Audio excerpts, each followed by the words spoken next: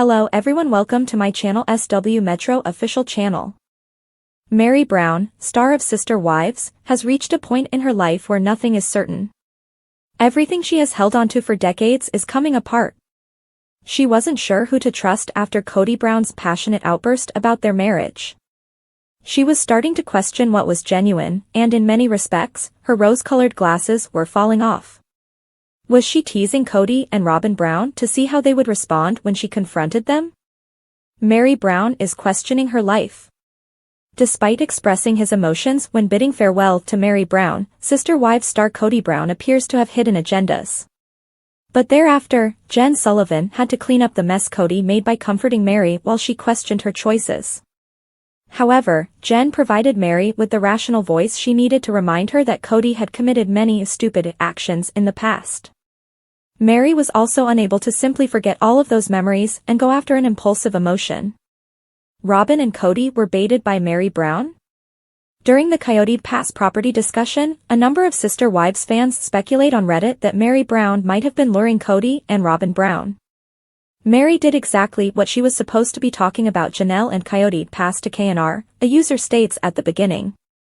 They go on to say, there is no way Janelle went to Meri, a woman whose husband she had secretly planned to marry and whom she has called abusive for the better part of 10 years due to her preference for kitchen cleanliness, and talked about major financial dealings, and expected Meri to not communicate it to Kody and Robyn. The Redditor goes on to say, out of the 5 people in the group, Meri is the only one who seems to know how to hustle. Janelle most likely reasoned that Meri would hire the solicitors and resolve this. I can return to doing nothing as normal. Additionally, it is evident from the expressions on Kody and Robyn's faces that they are attempting to deceive Meri and Janelle. After saying, I'd like an appraisal instead of blindly believing in you about what plot is worth what, Meri calmly said, clearly referencing what Janelle had said to measure their response. And fu** K Kody for making Meri's solo trip seem less important. It's likely that he has no idea what Stonehenge is. Well, it looks like she baited them. She's testing the waters, a fan comments. Is Meri smart to them at last? Another continues, I agree that Janelle absolutely wanted Meri to inform Kody that they were discussing the property, but I disagree with your assessment of her motivations. Fans contribute to the discussion. Other followers shared their opinions after the original poster discussed Janelle's use of Meri Brown to persuade Kody and Robyn Brown to proceed with the negotiations.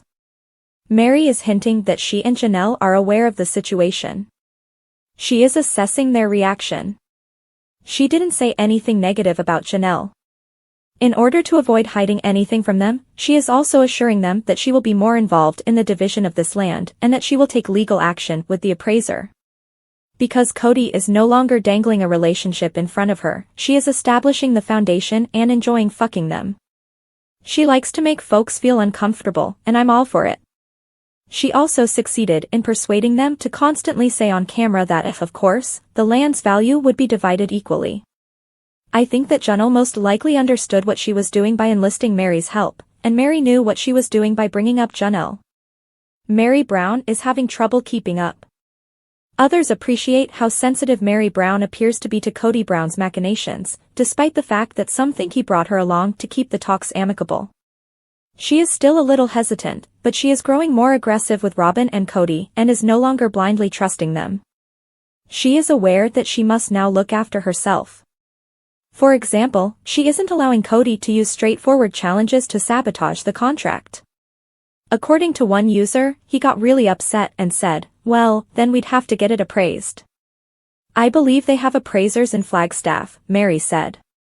Similar to STFU Kody. Make a legitimate excuse. Another admirer continues, it made me laugh so hard.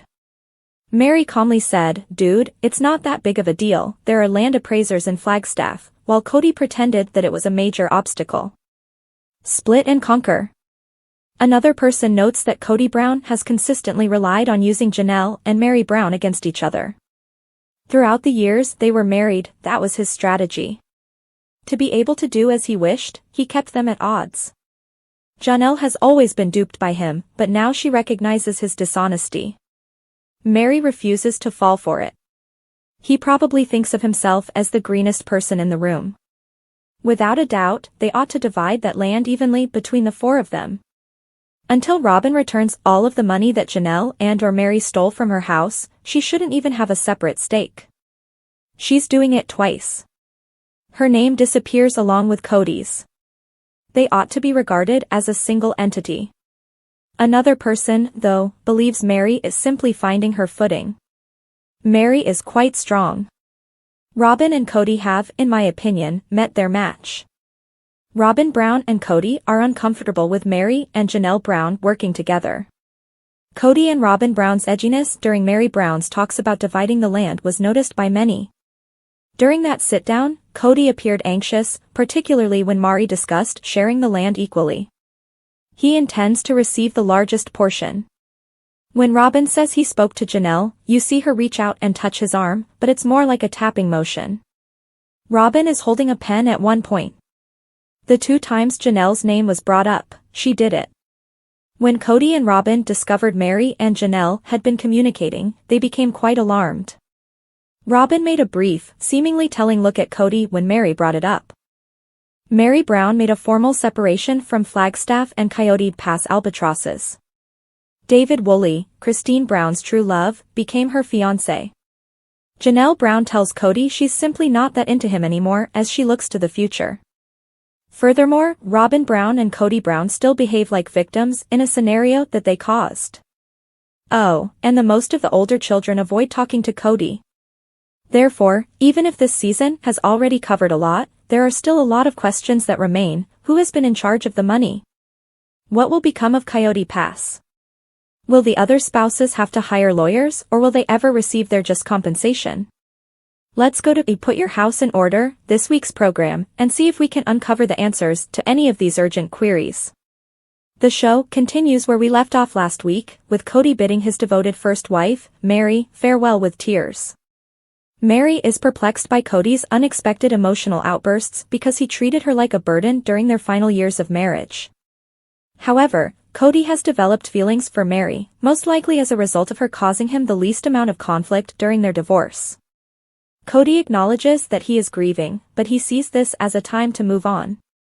Although he claims that this is permission to move on, he still wishes to be friends with Meri. Jen, Meri's best friend, interrupts to say that Meri is not taking on any new friends. When a girl supports her friend, we adore her. Following Kody's departure, Jen and Meri talk about his tearful farewell. Meri admits in a confessional that she is unsure if she made the correct choice. No, Meri, don't allow Kody's immaturity deceive you into believing that you made a poor decision. You didn't. He simply isn't sure how to react when someone rejects him. Meri says she doesn't understand Kody's anger because this has been coming for a while. Meri's good friend Jen tells her she made the correct decision. This is the wisest course of action for Meri because Jen affirms that Kody has always preferred Robyn. Back in Utah, Christine and David are hosting a graduation celebration for Janelle and Kody's daughter, Savannah, at their new home. The majority of Janelle's and Christine's children are present. Kody claims he never expected to be invited and was not invited. David appears to be fitting in well with the family. He holds babies and looks at pictures of the children with Janelle when they were younger. According to Christine, David and Truly get along well, and they have been living together for 2 months. Maddie and Caleb meet with Janelle to talk about their intentions to purchase land in North Carolina. According to Janelle, she and Kody are still at odds about her portion of the Arizona property. They are depending on Kody's fairness to ensure that they all receive their just compensation because not all of their names are on the property's title. However, Janelle says she has a lawyer and is ready to fight. Janelle will battle for 4 acres of Coyote Pass, they agree, so she can sell it and take it to North Carolina. Following a commercial break, we land on Meri, who, of all places, is standing in front of Buckingham Palace. Meri says she saw her solo vacation to London as a time of confidence and liberation. When Meri records a video of herself at Stonehenge, she breaks down in tears and admits that she has always wanted to do this but never imagined doing it. She becomes emotional because she can't believe she's there.